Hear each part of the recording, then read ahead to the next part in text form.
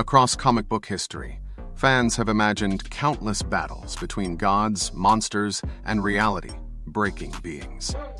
Yet some questions refuse to fade with time. Among them, one stands above the rest.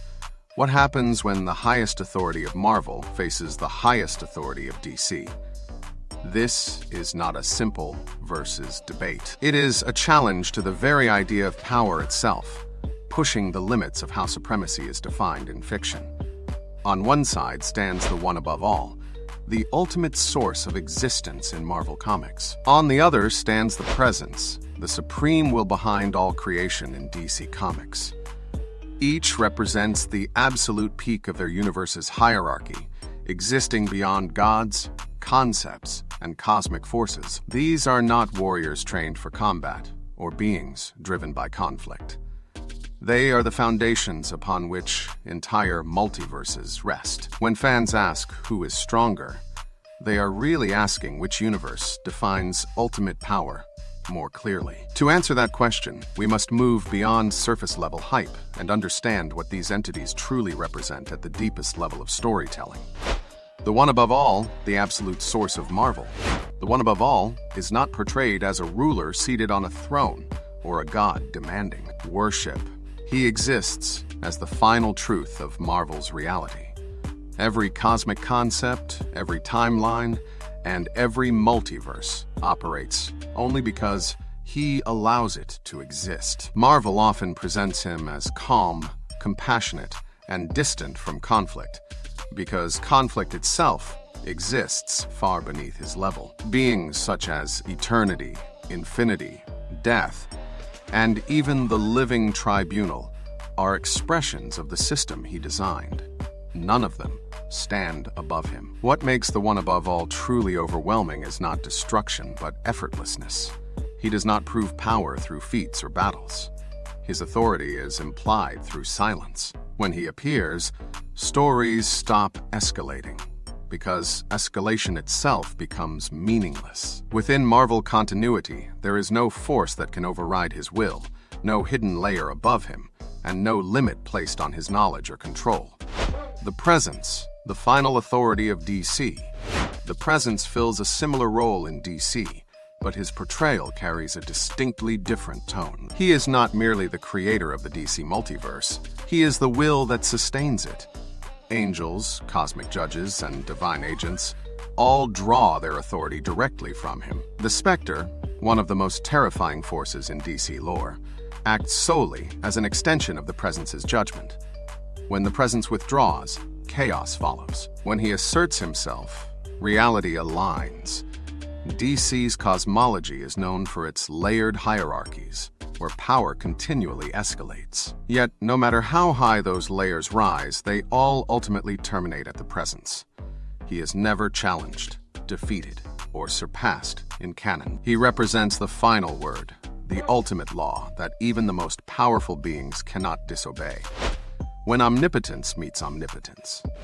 This is the exact point where every power-scaling debate reaches its breaking limit. Both beings are described as omnipotent within their respective universes, and that single word changes everything.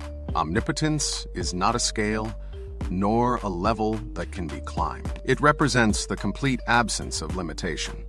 The moment two omnipotent beings are compared, logic itself begins to bend, and traditional ideas of strength lose all relevance. The one above all represents authorship in its purest form.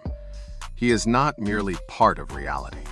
He is the origin from which reality is written, revised, and sustained. Every law, concept, and cosmic hierarchy exists because it was first imagined through him.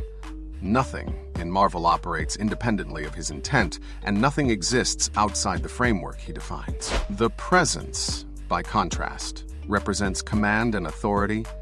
He is not simply the creator, but the governing will that reality must obey. In DC's cosmology, existence continues only as long as his authority remains unchallenged. Where the one above all defines reality through creation, the Presence enforces reality through absolute law and judgment.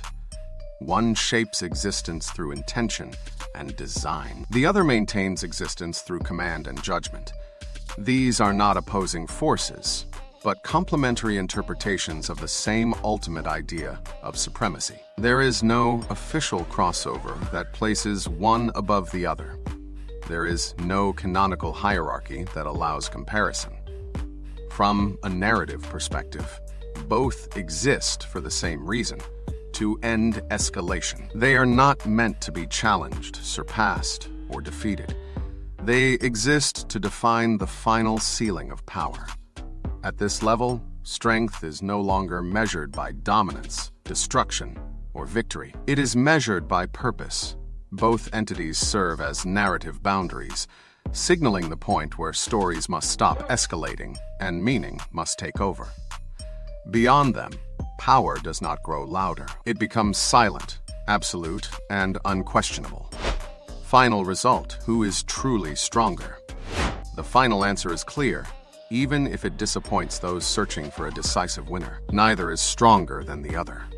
The one above all cannot defeat the presence, because absolute power cannot overpower another absolute without ceasing to be absolute. Likewise, the presence cannot dominate the one above all, because there is no authority higher than omnipotence itself. Any outcome that declares a winner would instantly contradict the very concept these characters are designed to represent and would undermine the purpose of their existence within their respective universes. This matchup does not end in victory or defeat. It ends in equivalence. Both represent the highest possible expression of power their universes allow. They are not fighters seeking conquest or dominance, but narrative endpoints deliberately created to stop escalation before it becomes meaningless or self-contradictory. The true outcome of this battle is balance, not domination, and understanding rather than supremacy. In the end, this comparison teaches one essential truth about fiction itself. Some beings are not created to be measured, scaled, or ranked by strength. They exist to define the boundary of imagination, the point where power no longer competes and instead defines existence itself. Once that boundary is reached, comparison loses its purpose. Beyond that boundary, no winner exists. Check out my other videos for more epic character crossovers and battles. Thanks for watching, and stay happy and healthy.